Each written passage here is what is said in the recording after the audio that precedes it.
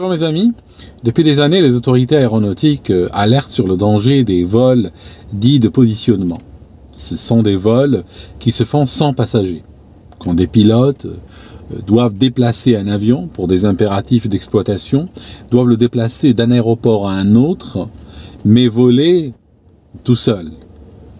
Pendant ce temps-là, la discipline a tendance à se relâcher. Alors, nous sommes le 14 octobre 2004. Il y a une compagnie aérienne qui fait du travail régional. Alors, ce sont des compagnies qui permettent de faire le dernier mile. Ça veut dire que c'est des compagnies aériennes qui travaillent entre les grands hubs, les grandes compagnies, et des petits aéroports régionaux. Pour cela, le plus souvent, elles opèrent des jets à faible capacité, voire des avions à hélice. Je disais, nous sommes le 14 octobre 2004. Et il y a un avion qui veut décoller de Little Rock, la ville de Little Rock en Arkansas. C'est un CRJ-200, c'est un avion de transport de passagers, un avion de ligne, de taille, on va dire de petite taille. Alors, il s'aligne pour le décollage, les pilotes mettent les gaz, et puis soudainement, il y a une alarme qui surgit. Il y a une alarme qui surgit liée à un des systèmes de pressurisation. Les pilotes décident d'interrompre le décollage. Ils reviennent donc au terminal. Les mécaniciens regardent, veulent dépanner, n'arrivent pas à dépanner. Le vol est annulé et c'est fini, terminé. La compagnie aérienne décide donc d'envoyer depuis notre base 2 mécaniciens plus seniors qui viennent donc avec leurs mallettes, leurs outils, qui prennent un vol régulier et qui arrivent donc sur site. Ils découvrent effectivement, vers la fin de la journée, que oui, leurs collègues ont raté un circuit électrique qui était grillé. Donc ils font quoi? Ils le remplacent, et moyennant quoi, l'avion revient en exploitation. Les réacteurs sont testés pendant une demi-heure et tout va très bien. Mais cet avion-là se retrouve donc à cet endroit alors qu'il n'a rien à y faire. Il devait faire un vol qui a été annulé. Donc pour remettre cet avion en exploitation, il fallait le déplacer de Little Rock à Minneapolis, vide, sans passagers. La compagnie n'avait pas de vol Little Rock-Minneapolis. Donc ils font quoi? Depuis Détroit dans le Michigan, ils vont demander à 2 pilotes de prendre le premier vol possible et aller chercher cet avion. Alors, 2 pilotes qu'ils envoient, c'est un commandant de bord de 31 ans, expérimenté, et ils envoient avec lui un copilote qui venait d'être recruté. Le copilote avait 23 ans, à peu près 761 heures de vol d'après le rapport d'accident. Et puis, les deux, dans un bon esprit de camaraderie et de l'occasion, parce qu'ils célèbrent l'occasion, parce que pour eux, faire un vol part 91, c'est quand même extraordinaire, parce que ces vols-là sont des vols qui se font, c'est des vols privés en fait. C'est littéralement des vols privés, ce n'est pas des vols programmés, ce n'est pas des vols d'exploitation régulière. Ce n'est pas des vols de ligne en fait. Alors, ils arrivent à l'aéroport de Little Rock, rentrent dans l'avion, ferment les portes, allument les moteurs, obtiennent l'autorisation de décollage et la fête commence. 4 secondes après le décollage, déjà, ils tirent suffisamment sur le manche pour que l'avion commence à monter à 3000 pieds minute et assez rapidement, l'alarme décrochage survient dans le cockpit. Okay. Donc ils calment un petit peu le jeu, ils montent, vers 10 000 pieds, ils aplatissent la trajectoire, et après qu'est-ce qu'ils font? Ils tirent brutalement sur le manche, donc ils laissent l'avion accélérer, après ils tirent brutalement sur le manche, et l'avion va se cabrer de 18-19 degrés, et il va monter à 10 000 pieds par minute. Alors bien sûr, un CRJ-200 ne peut pas monter de manière pérenne à 10 000 pieds par minute, mais ce qu'ils sont en train de faire, ils sont en train de troquer de la vitesse contre de l'altitude. Donc l'avion monte en ralentissant. Alors pendant quelques moments, ils apprécient donc leurs 10 000 pieds par minute, et après, ils réaplatissent la trajectoire quand ils n'ont plus assez de vitesse, ils accélèrent encore, ils retentent le coup, l'avion va monter cette fois-ci à 9000 pieds par minute. Après, ils font des zigzags, ils s'inclinent à droite, à gauche, ils donnent des coups violents sur le manche, et ils s'amusent. Ok. À un moment donné, ils sont à 36 000 pieds, niveau 360. Et puis, voilà, ils vont faire un truc sympa, c'est qu'ils vont échanger de place. Normalement, le copilote ou le premier officier est assis à droite et le commandant de bord est assis à gauche. Ils vont décider d'échanger leur siège, juste parce que c'est sympa. Je veux dire, on n'est pas une transgression près, allons-y donc. Alors, ils y vont gaiement, et puis, à un moment donné, va naître un petit peu une idée de pousser l'avion jusqu'à son plafond théorique. Alors, le plafond maximal pour cet avion-là, l'altitude la plus élevée à laquelle il pouvait monter, c'était 41 000 pieds. Alors, il paraît que certains pilotes l'avaient fait. Et si on le fait, on rentre dans le club dit 410. Ça signifie qu'on a vraiment atteint le top donc avec cet avion-là. Alors il décide de tenter le coup. Alors le copilote gérant donc depuis le siège de gauche, gérant le pilote automatique, il met 500 pieds minute. Il demande l'autorisation au contrôleur bien sûr. Le contrôleur, bon, vous voulez le niveau 410, il vous donne le niveau 410. Et l'avion va lentement, doucement, doucement, doucement, 7 minutes, hein, il finit par atteindre le niveau 410. Alors, les pilotes sont en extase. Ils disent « Waouh, t'as vu ça? 410 !»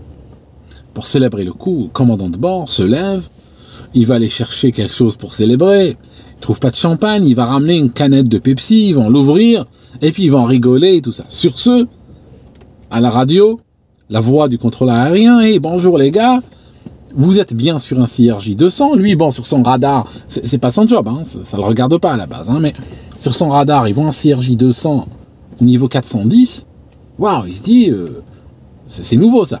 Donc, il appelle les gars, il leur dit, vous êtes bien sur un CRJ 200.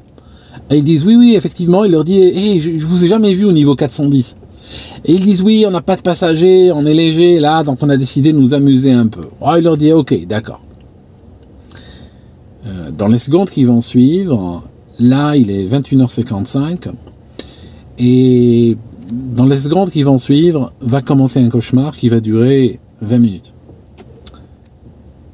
Là, l'avion, en réalité, venait d'atteindre le niveau 410 depuis à peu près 2-3 minutes. Il n'avait pas les ressources pour tenir au niveau 410. Parce que tout simplement, le niveau 410, il est atteint par cet avion-là dans certaines conditions, en particulier d'altitude densité. Ça veut dire que il faut que la densité de l'air, ce jour-là, soit extrêmement dense au niveau 410. Ça signifie qu'il fasse très froid au niveau 410 pour qu'il puisse maintenir cette altitude-là. En plus, il faut que l'avion soit léger. Ce jour-là, il était léger, donc ça, à la case, on peut la cocher. Et ce 14 octobre 2004, la température était standard plus 10. Ça veut dire quoi, standard plus 10? Ça veut dire que, eh ben, à l'altitude où il devait faire moins 20, il faisait moins 10. À l'altitude où il devait faire moins 40, il faisait moins 30. Mais c'est plus chaud, en réalité, que l'atmosphère standard qui permet donc de donner ces informations sur les performances des avions. L'avion avait un plafond théorique ce jour-là de 38 000 pieds. Ça signifie qu'ils pouvaient monter au niveau 380. Ils étaient au niveau 410. Donc ils avaient dépassé de 3000 pieds le plafond théorique de l'avion ce jour-là. Moyennant quoi, l'appareil ne pouvait pas tenir en l'air. Alors, quelques secondes après cette remarque avec le contrôleur aérien qui les fait rire, quelques secondes après, l'avion commence à se cabrer en perdant de la vitesse. Donc il se cabre très lentement. Pourquoi? Parce que, tout simplement, les ailes ne peuvent pas le porter. Il n'y a pas assez, l'air n'est pas assez dense pour que ces ailes-là puissent porter l'avion à cette altitude. Donc, les réacteurs sont pas assez puissants pour donner plus de vitesse. Donc, forcément, il se passera quoi? L'avion commence à ralentir. Alors, l'avion commence à ralentir. Le pilote automatique, il est là pour garder l'altitude. On lui a dit de garder le niveau 410, ben, il veut garder le niveau 410. Il fait quoi pour garder le niveau 410? Comment il va compenser la perte de portance des ailes? Mais il va cabrer l'avion. Donc il cabre l'avion. Le problème, c'est que quand l'avion se cabre, eh ben, les ailes offrent plus de résistance à l'air. Donc les réacteurs sont encore en difficulté. Et l'avion va faire quoi? Il va encore ralentir. Qu'est-ce qu'il va faire, le pilote automatique? Il va encore le faire cabrer. Tôt ou tard, on sait où ce jeu va aller. il va aller vers une vitesse extrêmement basse et un avion cabré. Donc on va être aux portes du décrochage. D'ailleurs, assez rapidement, 21h55, le décrochage survient. Alors au départ, il survient sous la forme de stick shaker. Ça signifie que c'est un système qui fait vibrer le manche. Hein. Tac, tac, tac, tac. Ça fait un peu comme un... ça secoue un peu pratiquement comme un marteau-piqueur. Donc le système fait vibrer le manche. Et puis, la prochaine chose que le système fait, c'est qu'il y a un pousseur de manche. Sur tous ces avions-là, il y a un pousseur de manche qui va pousser le manche vers l'avant pour abaisser le nez de l'avion et corriger cette attitude qui finira par donner un décrochage aérodynamique. Au moment où donc le stick shaker commence à vibrer, que font les pilotes? Ben, ils tirent sur le manche. En même temps, ils contactent le contrôleur aérien pour lui dire ils aimeraient descendre. Ils disent nous aimerions descendre, nous aimerions quitter niveau 410 et descendre. Lui, ils lui ont pas dit que c'était une urgence. Ils lui ont rien dit. Ils ont dit on aimerait descendre. Il a dit ben stand-by, attendez, je regarde. Donc lui, ce qu'il devait faire, il devait voir, faire une coordination avec d'autres avions, avec d'autres secteurs. Il avait quelques 2-3 trucs à faire avant de revenir vers eux. D'accord. Eux, sachant qu'ils sont dans transgression pure, ils n'ont pas envie de dire aux contrôleurs qu'ils sont dans une situation d'urgence. Parce que s'ils déclarent une situation d'urgence, ça va savoir, ça va remonter. Et cette histoire, il fallait pas qu'elle remonte jusqu'à Pinnacle, jusqu'à leur patron. Donc, ce qu'ils font, ils vont s'accrocher donc aux manches et tirer à tout prix. Tirer à tout prix, hein, vous pouvez le répéter avec votre instructeur sur DR400 ou 572 dans votre aéroclub. Quand on arrive au seuil du décrochage et on tire, c'est pas une situation de laquelle on peut, on va dire, prospérer. Ces gens-là ne vont pas connaître la prospérité ce jour-là. À un moment donné, le cabrage est tel, donc par 5 fois, il y a l'alarme décrochage qui se déclenche, par 4 fois, il y a le pousseur de manche qui veut corriger l'attitude de l'avion, donc faire baisser le nez de l'avion. Les pilotes tirent comme des malades. L'avion se cabre à 30 degrés, c'est la fin des haricots. À 30 degrés, c'est le décrochage aérodynamique, la vitesse tombe, et puis ils perdent le contrôle latéral, et l'avion part sur la tranche. Alors il part sur la tranche, il s'incline de 82 degrés, aile gauche en premier, aile gauche vers le bas, donc il est pratiquement sur la tranche, et il tombe. Voilà. Je veux dire, c'est tout ce qu'on peut obtenir en tirant sur le manche à un moment de décrochage. Hein. C'est soit on pousse sur le manche et on garde un peu d'aérodynamique, on soulage les ailes, on abaisse l'incidence, on gagne de la vitesse et on reprend le contrôle en perdant un peu d'altitude, hein, forcément, il n'y a pas le choix. Ou bien, ce qu'on fait, on tire sur le manche et c'est l'avion qui s'en chargera tout seul. Hein. Et cette fois-ci, ça ne sera pas perdre 500 pieds ou 800 pieds ou 1000 pieds, ça va être perdre beaucoup, beaucoup, beaucoup. Et là, l'avion est tombé comme une pierre, en fait.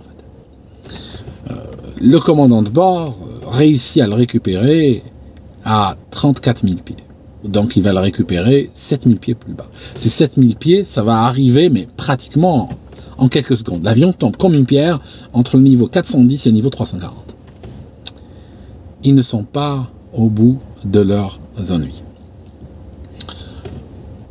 Quand ils arrivent au niveau 340, ils arrivent à stabiliser l'avion, ils arrivent à le contrôler. Vous voyez combien il faut pour récupérer une situation pareille. Ça nous rappelle une des vidéos récentes quand il s'agissait du Colgan Air 3407. Quand ils ont décroché et tiré sur le manche, ils étaient à 2300 pieds. Vous voyez que depuis 2300 pieds, une perte de contrôle avec décrochage, elle n'est pas récupérable en général sur ces avions-là. Hein, ces pilotes, il leur a fallu 7000 pieds pour récupérer. Comme on dit en aviation, on ne peut jamais compter sur l'altitude qui est au-dessus de soi et la piste qui est derrière soi. Alors, les pilotes, je disais, ne sont pas au bout de leurs ennuis. Parce qu'une fois qu'ils stabilisent l'avion au niveau 340, ils regardent, les 2 réacteurs sont éteints. Et les réacteurs d'avion, ils ont un défaut. Ils ne supportent pas les figures de voltige. D'ailleurs, si vous regardez quand il y a ces meetings de voltige, la voltige se fait avec des avions à hélice en général. C'est des avions qui ont des moteurs à piston. Les réacteurs ne supportent pas très bien les perturbations de flux. Et ça, c'est valable pour les jets militaires également, où des fois, sur certains jets militaires, il suffit d'une glissade, donc de donner un coup violent sur le palonnier, et puis on peut éteindre un moteur. Donc, les réacteurs ont besoin d'air qui arrive toujours de l'avant, face au réacteur, le plus possible face au réacteur, et puis ça permet de les alimenter, ça permet d'entretenir à l'intérieur, donc dans le cœur du réacteur, ça permet d'entretenir la flamme et donc la pression, et donc le réacteur tournant.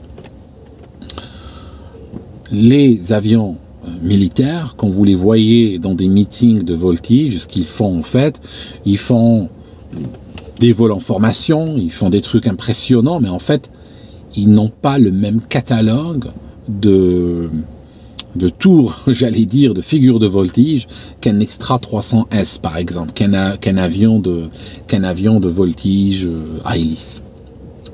Donc, la figure de voltige, donc perte de vitesse, glissade, chute sur l'aile gauche en premier, fait arriver l'air à 90 degrés de l'entrée du réacteur, celui-ci étouffe, il s'éteint.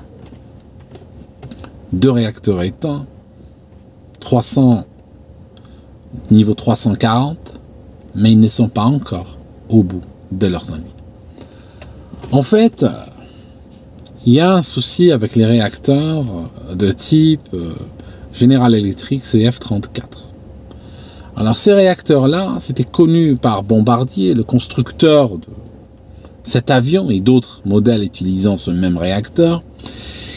Ce réacteur-là avait un défaut, un petit problème dans la fabrication, une caractéristique, on va dire ennuyeuse, qui n'a pas été considérée comme particulièrement dangereuse parce qu'il a été considéré que les pilotes n'allaient pas tomber dessus normalement en exploitation.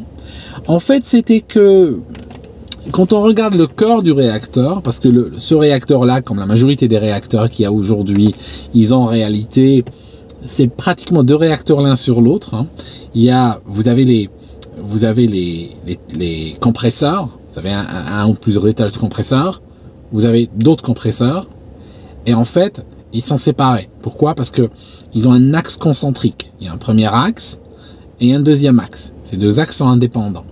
Alors, il y a le compresseur externe, les compresseurs externes qui sont liés de l'autre côté à des turbines externes, et puis à l'intérieur, caché, ça on le voit pas depuis dehors, il y a d'autres compresseurs qui arrivent dans la suite, mais ceux-là sont indépendants et qui vont qui vont se connecter à des turbines aussi indépendants du premier attelage. Alors on parle d'attelage, en réalité il y a deux attelages. Il y a un attelage qu'on appelle N1 et il y a un attelage qu'on appelle N2. En fait, c'est les tours de chaque attelage qui sont désignés par N1, N2. Le N2, donc le cœur interne ou l'attelage interne des réacteurs, sa vitesse est de 0. Il est bloqué en fait. Pourquoi? Il y a un problème. Quand un réacteur s'éteint à la brutale de cette manière-là, il va subir un choc thermique. Il va subir, on est en altitude, la température est de moins plusieurs dizaines de degrés. Donc que va-t-il se passer? Le choc thermique fera que les différentes parties du réacteur ne vont pas refroidir à la même vitesse. Le cœur va rester extrêmement chaud, donc la partie qui tourne du cœur va rester extrêmement chaude, alors que la partie externe va refroidir très rapidement. La partie externe, c'est ce qu'on appelle le stator. Or, si vous regardez les lames du rotor, quand elles passent sur le stator, il est presque impossible de passer un cheveu entre les deux. Elles sont extrêmement... L'usinage fait que la distance, la précision d'usinage fait qu'il n'y a quasiment pas d'espace entre le rotor et le stator. Le rotor tourne à grande vitesse et les ailettes du rotor vont pratiquement à peine frotter contre le stator. Pourquoi? Parce que tout simplement, comme le compresseur permet de compresser l'air, la dernière chose qu'on a envie, c'est que l'air compressé puisse s'échapper en exploitant l'espace qu'il y aurait entre le stator et le rotor. Parce que sinon l'air, rien ne lui interdirait de revenir en arrière. vers l'endroit où la pression est plus basse. Donc on veut forcer l'air à avancer tout en lui interdisant de revenir. Pour cela, il faut un usinage extrêmement précis. Résultat des courses de cet usinage-là, c'est que si le réacteur s'éteint à la brutale et que la vitesse baisse, le cœur du réacteur va bloquer. Alors, dans la documentation de cet avion, il expliquait quelque part que, bon, pour démarrer, pour empêcher déjà, alors premièrement, pour empêcher que ça n'arrive, il faut garder une vitesse de 240 nœuds. La checklist disait qu'il fallait garder 240 nœuds, mais n'expliquait pas pourquoi 240 nœuds était si importante. En réalité, 240 nœuds était importante parce qu'en dessous de 240 nœuds, il n'y a plus assez d'air qui arrive pour maintenir la rotation du corps interne du réacteur. Moyennant cela, ce corps s'arrête. S'il s'arrête, il ne redémarre pas. Durant les tests de ces avions-là, Bombardier, ces pilotes d'essai, arrêtaient les moteurs. Alors voilà ce qu'ils faisaient. Ils allaient en altitude, ils allaient au niveau 310. Ils ralentissaient le moteur à tester. Donc ils ralentissaient un moteur, ils le mettaient au ralenti et déclenchaient un chrono. Ils allaient le ralentir pendant 5 minutes. Ils le faisaient tourner pendant 5 minutes. Au bout de 5 minutes, ils l'éteignaient. Et après ce qu'ils faisaient, ils réduisaient la vitesse à 190 nœuds pour que le corps s'arrête. Et ils regardaient donc l'indicateur du N2 pour qu'il tombe à 0. C'est un peu plus technique que Mayday, hein, juste pour vous dire. Parce qu'il y a des personnes qui disent on aime bien ton canal, on aime bien Mayday, c'est quoi la différence? La différence c'est que c'est beaucoup plus technique ici. Alors, ils ralentissent, je disais, le réacteur pendant 5 minutes. Et puis, ils l'éteignent, ils baissent la vitesse à 190 nœuds, ils attendent que l'aiguille du N2 montre 0. Okay. Quand l'aiguille montre 0, ils cherchent à le redémarrer. Si le réacteur ne redémarre pas, ils considèrent que ce réacteur est sujet au core lock. Donc en fait, ils le font réacteur par réacteur. Si le réacteur est sujet au core lock, ils font quoi? Ils le ramènent en atelier où l'usinage soit retravaillé. Et puis ils le retesteront plus tard. Le problème, c'est que l'avion, un des réacteurs, était installé après coup. Ça veut dire quoi? Ça veut dire que le réacteur a été remplacé. Or, ce test que fait le constructeur, ils le font dans les avions qui sortent de chaîne. Quand ils fabriquent l'avion, ils font ce test. Si par la suite, le réacteur est livré directement par General Electric au client qui l'installe, ce test n'est pas fait. Donc la susceptibilité du réacteur à faire ce core lock n'est pas connue, premièrement. Deuxièmement, ce test n'est pas réaliste. D'ailleurs, plus tard, Transport Canada exigera de Bombardier de changer les critères du test pour le rendre plus réaliste. Pourquoi? Parce que les 5 minutes, quand ils le mettent au ralenti pendant 5 minutes, ça permet au moteur, ça lui permet de refroidir, ça lui permet de la température de baisser, et ça réduit le choc thermique lorsqu'il est arrêté. Or, ces pilotes, ils n'ont pas eu 5 minutes. Le réacteur s'est éteint depuis la puissance quasi maximale, il s'est éteint en quelques secondes. Suite à cette histoire d'ailleurs, le Transport Canada a exigé que le temps de test soit réduit de 5 minutes à 2 minutes.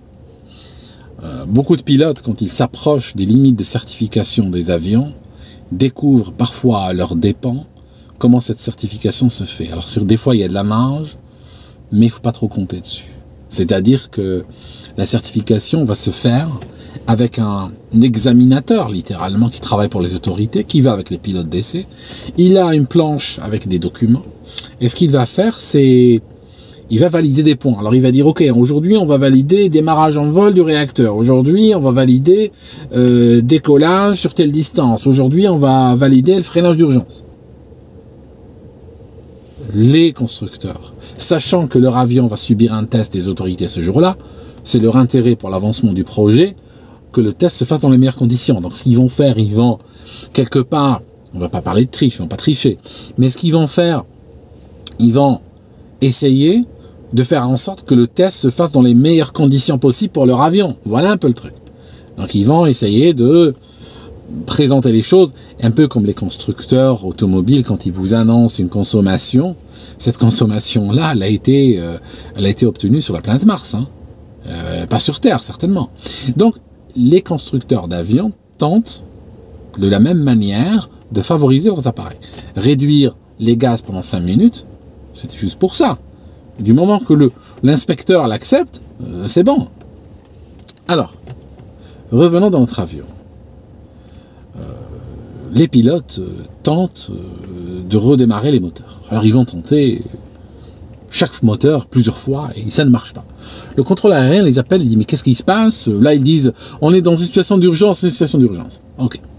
Par contre, ils ne vont pas décrire la situation d'urgence. Ils vont même, et ça ne va pas améliorer leur cas, ne va pas améliorer leur dossier, c'est qu'ils vont minimiser la situation.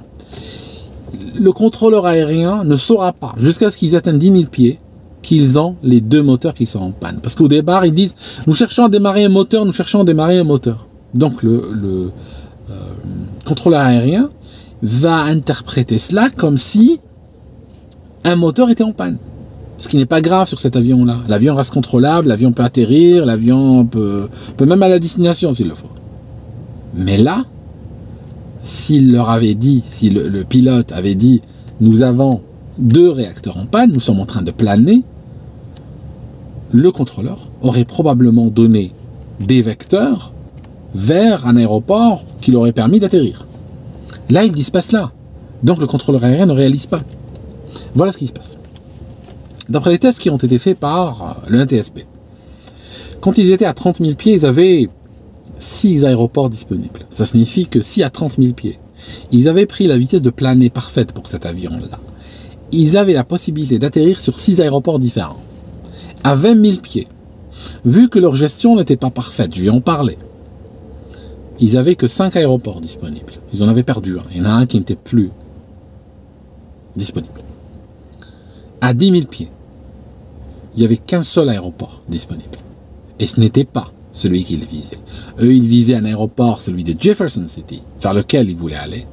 Et l'aéroport disponible était plus proche et derrière eux. Jefferson City était un aéroport trop loin. Donc, lors de la descente, ils allument la PU. Pendant plusieurs minutes, le commandant de bord n'a aucun instrument qui fonctionne parce qu'il est assis à droite. Or, quand toute l'électricité est perdue, l'appareil alimente que les instruments de gauche, ceux du commandant de bord. Le jeune copilote de 23 ans, 761 heures de vol, lui voit les instruments. Le commandant de bord a du mal à voir les instruments. Donc c'est le copilote qui pilote, qui a les commandes. Le commandant lui dit, affiche 300 nœuds. Parce qu'il réalise que pour démarrer les réacteurs, effectivement, pour démarrer ces réacteurs-là, il fallait être agressif. Il fallait aller, parce qu'il regarde ça dans la checklist, il fallait afficher 300 nœuds. Ça veut dire qu'il fallait piquer. Pour afficher 300 nœuds, la checklist dit vous pouvez perdre jusqu'à 5000 pieds. C'est énorme. Et puis, pour pouvoir afficher 300 nœuds, il faut piquer l'avion, que le nez de l'avion pique jusqu'à moins 10 degrés. Moins 10 degrés en piqué, quand il n'y a pas de moteur, il faut avoir beaucoup de caractère pour le faire. Parce que ça donne l'impression que l'avion va aller, que dans 2 minutes, il sera par terre. En fait. Le copilote n'ose pas. Le copilote, qu'est-ce qu'il fait? Il pousse sur le manche, et il pousse, la vitesse augmente, et puis elle affiche 236 nœuds, et là il regarde dehors, et c'est trop violent pour lui. Là il n'en peut plus. Qu'est-ce qu'il fait? Instinctivement il tire sur le manche, pour ralentir la chute, pour ne pas tomber. On revient aux instincts primaires, pour ne pas tomber, il tire sur le manche. Que va-t-il se passer? La vitesse va baisser. Il va maintenir en moyenne 190, entre 190 et 210 nœuds la plupart du temps. D'accord? Alors, à un moment donné, l'aéroport de Jefferson City apparaît, il le voit. Ils finissent par dire au contrôleur qu'ils n'ont aucun moteur. Donc, le contrôleur comprend cette fois-ci l'ampleur et le sérieux de la situation. Et le commandant de bord dit... Le copilote, on ne l'aura pas, cet aéroport. On ne l'aura pas. Son jugement était correct à ce stade-là. Oui, ils ne pouvaient pas l'avoir. Ils étaient trop loin. Et donc, commence à s'approcher du sol. Il voit des maisons et il lui dit écoute, évite-moi les maisons, évite les maisons. Donc ils ont tenté quand même d'éviter les maisons. Et il y a une autoroute, mais l'autoroute, elle a plein d'échangeurs et tout ça, elle s'apprête pas au genre d'atterrissage qu'ils voulaient faire. Finalement, les ailes commencent à bouffer des arbres. Et puis, l'avion se fracasse contre le sol. Les 2 gars sont tués net. Et puis, l'avion arrive. Une bonne partie de l'avion va traverser des jardins. Il y a 6 jardins de maisons qui ont été détruits. Mais les maisons sont évitées de justesse. Donc voilà. Ce qui fait que ce jour-là, par manque de professionnalisme, les pilotes ont détruit progressivement leur chance de s'en sortir. Parce que au départ, il y avait, comme l'indique le rapport d'accident, ce n'est pas une erreur, ce n'est pas 2 erreurs, ni 3 qui ont causé cet accident. C'est une succession de manque de professionnalisme, d'incompétence, de mauvaises décisions qui ont fait que ces gens-là ont payé malheureusement de leur vie parce qu'ils ne méritaient pas de mourir quand même. Mais voilà. L'avion, ils sont montés au-delà de l'altitude, donc densité que cet avion pouvait supporter. Ils ont pas réagi correctement au décrochage. Enfin, ils ont suivi ce que leur compagnie leur enseigne, qu'on peut s'en sortir du décrochage sans perdre d'altitude. Donc il faut tirer sur le manche, mettre les réacteurs à fond et qu'on va s'en sortir. Ce qui n'est pas vrai du tout. Donc, il y a un manque de réflexe aéroclub. Ils ont tiré sur le manche, perdu le contrôle. Par la suite, ils n'ont pas osé aller vraiment aux 300 nœuds qu'il aurait fallu, parce que 300 nœuds auraient permis quand même de libérer le N2 et de démarrer les réacteurs. Et puis, progressivement, les vitesses aléatoires que le jeune pilote affichait ne correspondaient pas à des bonnes performances de planée. Donc, ils ont perdu plus d'altitude que nécessaire. Ça veut dire que si ils avaient au moins optimisé leur planée, ou s'ils n'avaient pas perdu 7000 pieds par décrochage au début, ils auraient pu atteindre l'aéroport de Jefferson City. Parce que quand l'aéroport, ils l'ont vu, quand ils sont écrasés, ils étaient à 8 km de l'aéroport. Ça veut dire que, en pratique, avec la finesse de cet avion-là, s'ils n'avaient pas perdu les premiers 7000 pieds bêtement en quelques secondes, ils auraient pu atteindre l'aéroport de Jefferson très confortablement, avec les 2 réacteurs en panne. Donc voilà, mes amis. C'est une triste histoire. C'était le vol Pinnacle 3701 qui a été exécuté le 14 octobre 2004 et c'était sous les Part 91, donc c'était un vol privé dit de repositionnement.